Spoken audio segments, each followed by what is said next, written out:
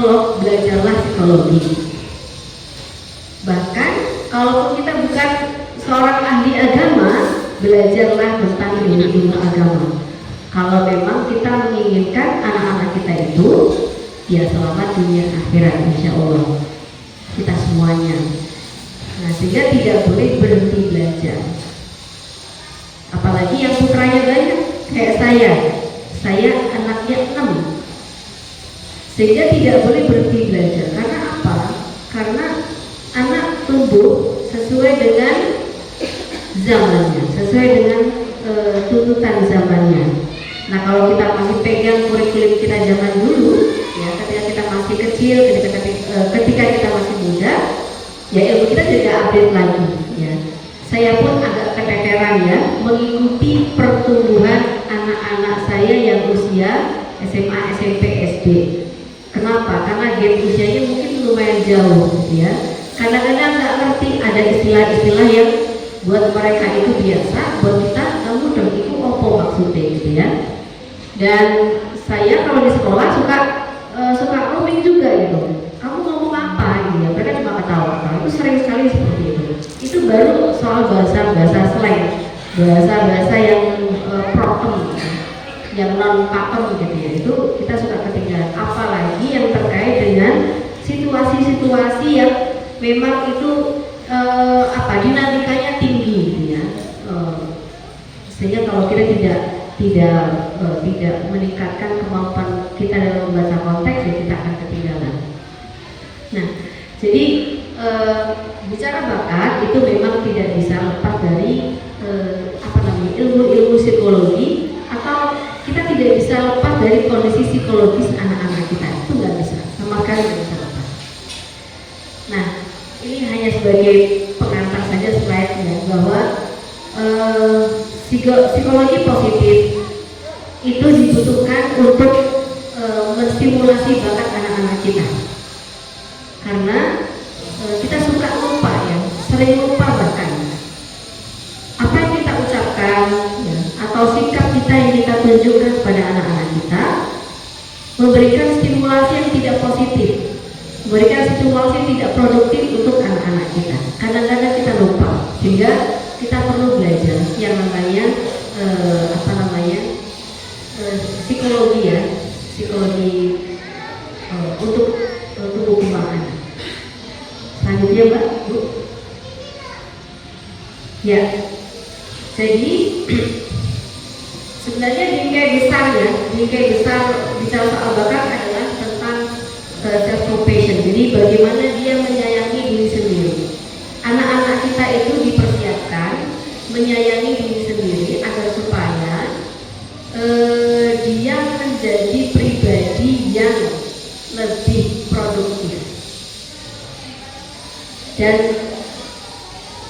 berdasarkan pengalaman yang kita dapatkan, ternyata memang mungkin yang pertemuan sebelumnya sudah saya sampaikan ya, bahwa menemukan bakat itu merupakan bagian dari membangun rasa sayang anak-anak kita kepada dirinya sendiri.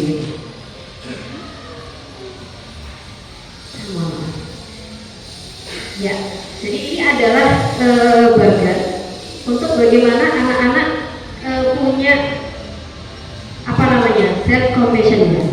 Jadi karena akhir-akhir ini, belakangan ini banyak sekali ditemukan anak-anak yang memang tidak percaya diri dan tidak bersyukur dengan apa yang sudah Allah kasih, yang menggerutu terus, tidak bisa menemukan apa sih kelebihanku, ya sampai nangis-nangis kok kayaknya aku useless gitu ya, tidak ada gunanya, nggak ada manfaatnya gitu. Nah ini sebenarnya PR orang tua, tanggung jawab orang tua. Karena apa? Perasaan useless itu sebenarnya adalah buah dari proses bertumbuh dari kecil sampai dia bisa ngomong begitu. Nah anak-anak bisa bicara bahwa aku kok kayak nggak ada gunanya, itu SMP. Nah silakan bapak ibu yang putranya di SMP cek apakah ada anak-anak dari bunda ayah yang merasakan begitu useless, nggak ada guna, nggak ada manfaat gitu ya. Nah sebenarnya tanggung jawab orang tua. Bagaimana muncul persepsi atau perasaan seperti itu? Karena ini sekali lagi buah dari dia bertumbuh dari TK, SD, sampai kemudian SMP. Nah, ini adalah 3 prinsip untuk membangun kebanggaan sebenarnya kalau bahasanya, kebanggaan pada diri sendiri gitu. Kemudian menyayangi diri sendiri, menerima diri apa adanya. Nah, dengan kita mampu mengelola emosi, mengekspresikan emosi dengan baik, ya, kemudian mengerti emosi anak-anak kita, maka insya Allah itu akan menjadi modal besar untuk bisa memotret anak kita apa adanya. Pernah dengar nggak ada anak kalau di rumah solih-solihar gitu ya, nurut gitu ya, siap abi gitu, tapi begitu di luar itu kayak anak keluar dari kandang. Sehingga silahkan ini menjadi koreksi bersama, jadi evaluasi bersama buat kita para orang tua, bagaimana kita mengekspresikan emosi kepada anak-anak kita. Kalau kita masih belum bisa mengelola atau mengekspresikan emosi dengan adaptif, maka bakat anak-anak juga akan terkamuflase. Potensi anak juga akan terkamuflase. Dia tidak mengekspresikan siapa dirinya dengan organik, dengan original. Kenapa? Karena tertekan secara mental, secara psikis tertekan. Kenapa nggak mau nyobain ini itu? Nanti tidak dimarahin mama. Kenapa nggak mau nyobain itu lagi dan sebagainya? Nanti papaku marah. Wawasan sama hafalan beda. Kalau hafalan kan ya dihafal kayak gitu, fakta-fakta yang dihafalkan atau informasi-informasi yang dihafalkan. Tapi kalau wawasan dia mengerti secara global. Bahwa ternyata di sana ada apa gitu ya. Kemudian di sebelah sana ada apa lagi, kayak wawasan itu, bukan hafalan. Karena kalau menurut saya wawasan itu lebih meaningful gitu. Sementara kalau hafalan ya hafal aja, kadang-kadang nggak berasa itu artinya apa. Bisa merasakan nggak bunda ya? Ya, kalau hafalan itu seperti kalau saya merasakan hafalan itu hafal baik tapi nggak ngerti ini apa. Tapi kalau wawasan di sana ada pemaknaan gitu. Oh ternyata begini dan begini. Kemudian banyak kegiatan. Kalau sekali lagi putra putri bapak ibu dari pagi sampai asar itu banyak duduk dan minim kegiatan, maka berarti stimulasinya kurang maksimal. Anak-anak Indonesia dari TK bahkan ya, SD, SMP, SMA kira-kira banyak duduk apa banyak berkegiatan? Jujurli gimana Bun? Baik duduk dari jam berapa ke jam berapa? Ya minimal dari jam 8 sampai jam 12 ya. Selama bertahun-tahun ya, selama bertahun-tahun. Jadi kadang-kadang dia nonton gurunya show kan ya. Saya sering mencontohkan ini. Jadi anak-anak kita itu kebanyakan nonton gurunya show di kelas. Jam 7 gitu ya. Deng. Kemudian banyak ketemu orang. Ketemu orang itu bukan banyak jumlahnya. Bukan hanya itu menurut saya, tapi banyak ketemu orang tuh dengan berbagai potensi. Ketemu maestro sebenarnya, ketemu ahli ini, ahli itu, gitu ya. Terus gitu sampai dia mengerti, oh kalau mau jadi petani itu kayak gitu. Kalau mau bisnis hidroponik seperti itu.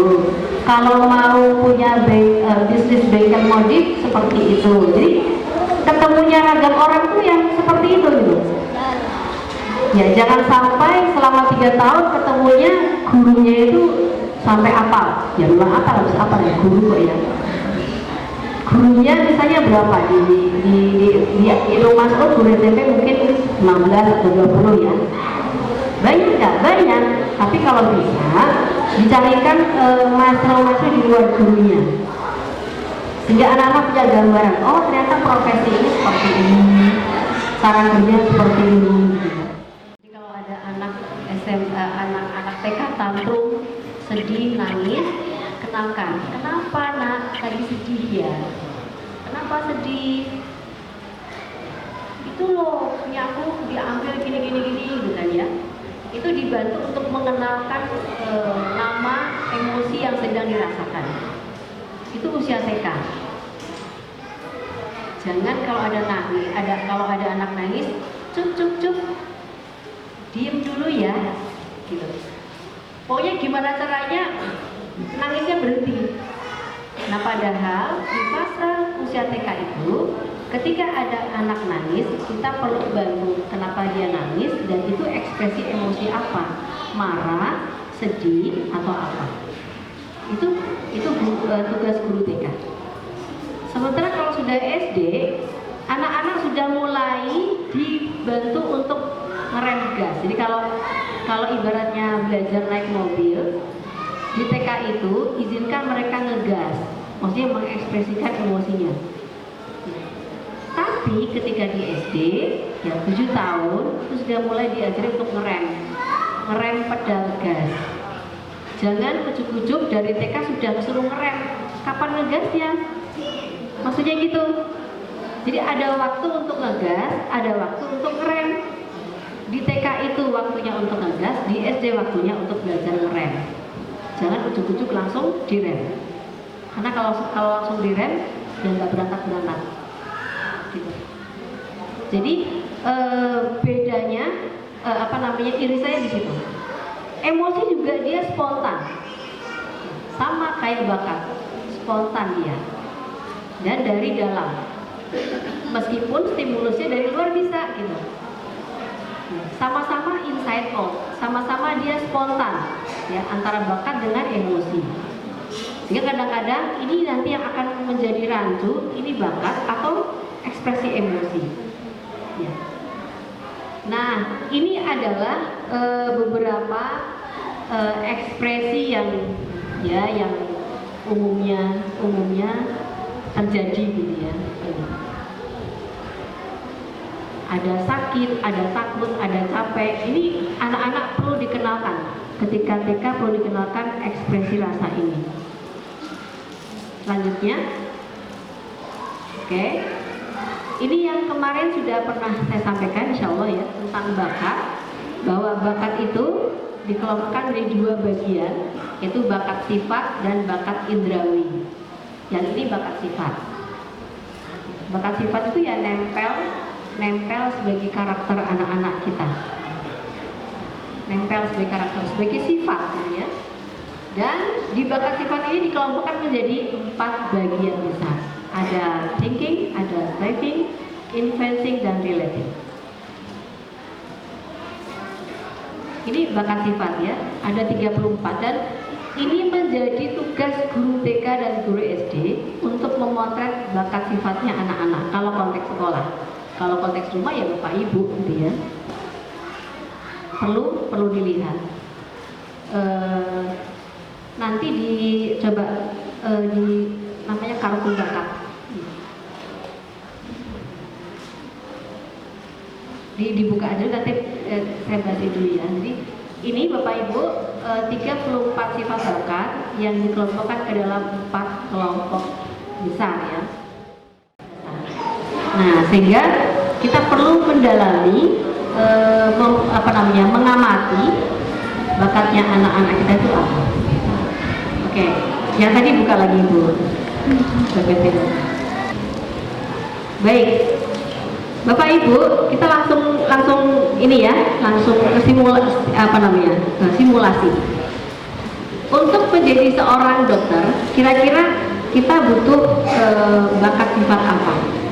Di thinking misalnya, perlukah anak-anak kita punya bakat analytical untuk menjadi seorang dokter?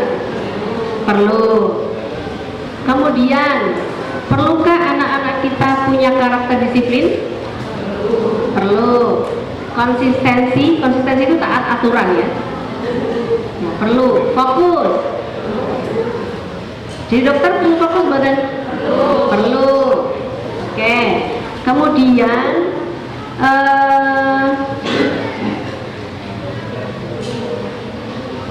perlu maximizer betul. Maximizer itu perfect. Dokter kalau nggak perfect gimana?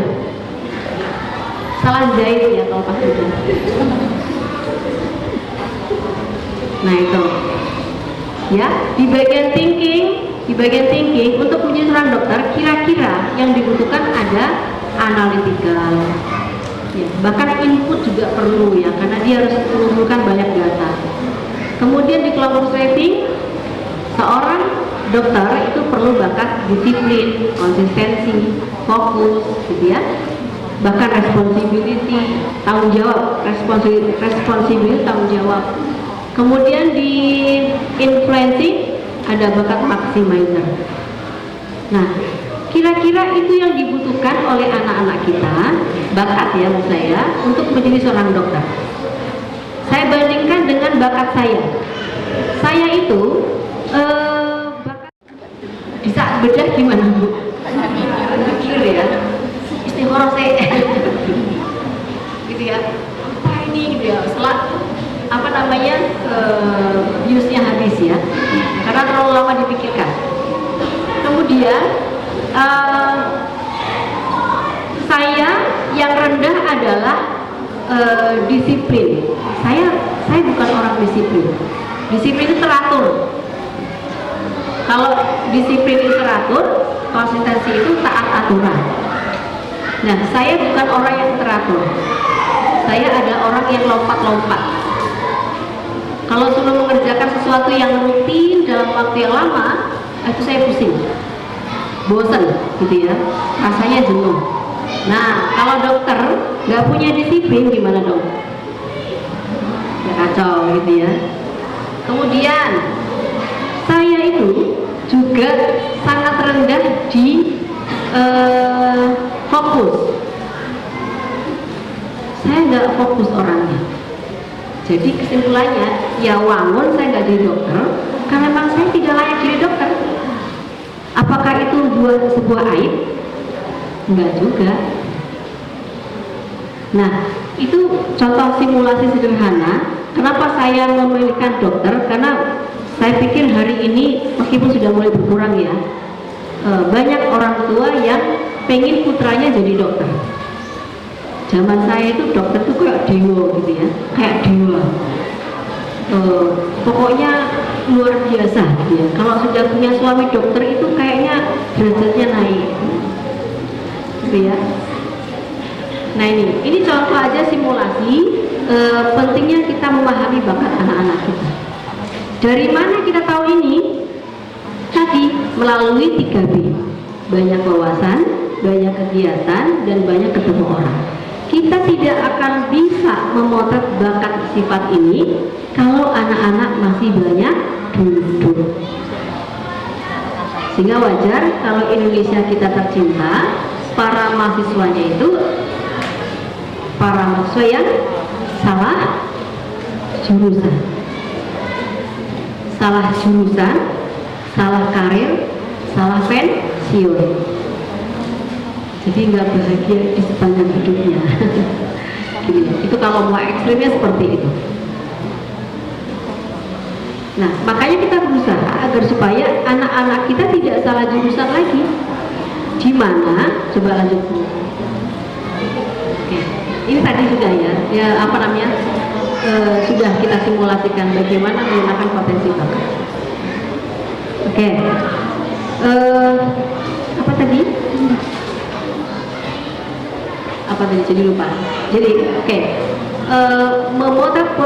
Memotret bakat sifat anak dari 3B agar supaya terlihat. Contohnya gini, contohnya.